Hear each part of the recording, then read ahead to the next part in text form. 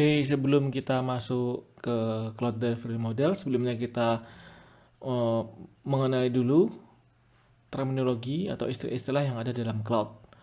Pertama ada scalability. Scalability itu kapasitas arsitektur bisa dinaikkan secara vertikal. Jadi menaikkan eh, power mesin atau secara horizontal menambah jumlah resource mesin. Tergantung pada kebutuhan yang dimiliki. Contoh, menambah kemampuan CPU untuk processing power, menambah jumlah CPU-nya, atau menaikkan lebar trafficnya. Kemudian resilience itu kemampuan arsitektur untuk menyediakan layanan quality service yang sama meskipun server atau resource itu tiba-tiba down atau putus, inaccessible. Contohnya misalnya server kita, web server yang kita punya itu tiba-tiba mati koneksinya, data centernya mati. Secara otomatis website akan terus bekerja karena di sistem cloud computing sudah ada backupnya. Jadi backup pada data center yang lain. Jadi dia otomatis akan menggantikan sistem yang menggantikan sistem utama sampai menunggu sistem utamanya up kembali. Kemudian ada juga istilah elasticity, tidak terbatas space-nya. Jadi biar sesuai dengan kebutuhan perusahaan. Kemudian ada demand driver service. Kemudian ada istilah pay as you grow, kemudian ada istilah chargeback. Nah, oke, yang dimaksud chargeback itu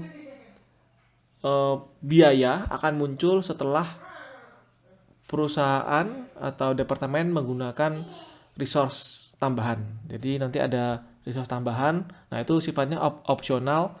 Ketika itu digunakan, nanti akan ada biaya tambahan mungkin di akhir periode penyewaan. Biasanya ya kalau misalnya di akhir bulan, ya nanti di akhir bulan akan ada biaya tambahan chargeback itu. Berikutnya ada istilah ubiquitous access. Jadi teknologi cloud computing bisa diakses dari jaringan mana saja asal terkoneksi internet. Jadi tidak membatasi, tidak harus pada satu lingkungan tertentu atau pada satu instansi tertentu, sifatnya lokal. Kalau syaratnya cloud itu dia harus bisa diakses dari mana saja. Kemudian kalau metering, ya anggapnya sama dengan meteran pada PLN ya atau yang lainnya yang sejenis atau PDAM, itu kita bisa men-track penggunaannya sampai ke detail-detailnya. Jadi setiap penggunaan CPU, setiap penggunaan RAM, setiap penggunaan hard disk, network, jaringan, itu kita bisa tahu berapa habisnya per bulannya. Nanti akan ada reportnya, dan misalnya penggunaannya lebih tinggi daripada yang kita kontrakan sebelumnya, nanti akan ada diminta biaya tambahan tergantung dengan sistem kontrak yang diberikan masing-masing cloud provider.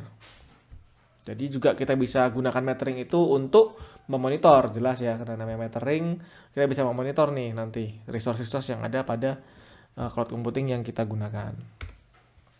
Nah, ada juga istilah multi-tenancy. Multi-tenancy ini satu apps itu digunakan bersama-sama oleh banyak klien atau tenants. Jadi anggap aja seperti satu apartemen besar itu digunakan disewa oleh ada banyak pintu yang bisa disewa oleh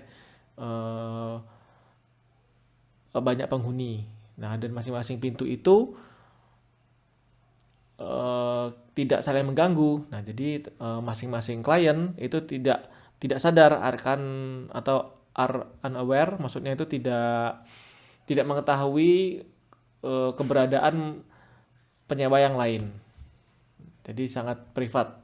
Jadi kita tidak tahu nih di sebelah kita ada orang atau tidak, di sebelah kiri kita, sebelah atas kita apakah ada penyewa lain atau tidak, kita tidak tahu. karena kita tidak bisa melihat nanti kalau dengan alasan maksudnya tidak bisa melihat ada penyewa lain, ya jelas agar tidak bisa mengakses data dari klien yang lain. Itu masalah keamanan data. Kemudian yang jelas aplikasinya lebih kompleks daripada single tenant. Biasanya ini digunakan pada SaaS, aplikasi SaaS.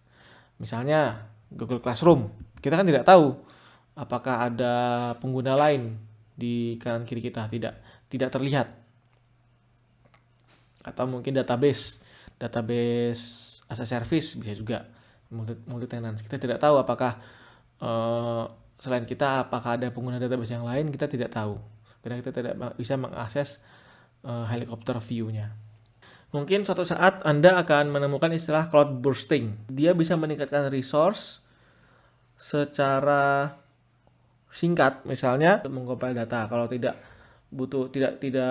pakai resource yang besar, compile akan gagal atau mungkin malah membuat hang server virtual yang kita miliki. Otomatis ketika dia mengcompile, dia butuh CPU besar, langsung burst untuk proses compile. Compile selesai, maka resource akan kembali ke normal.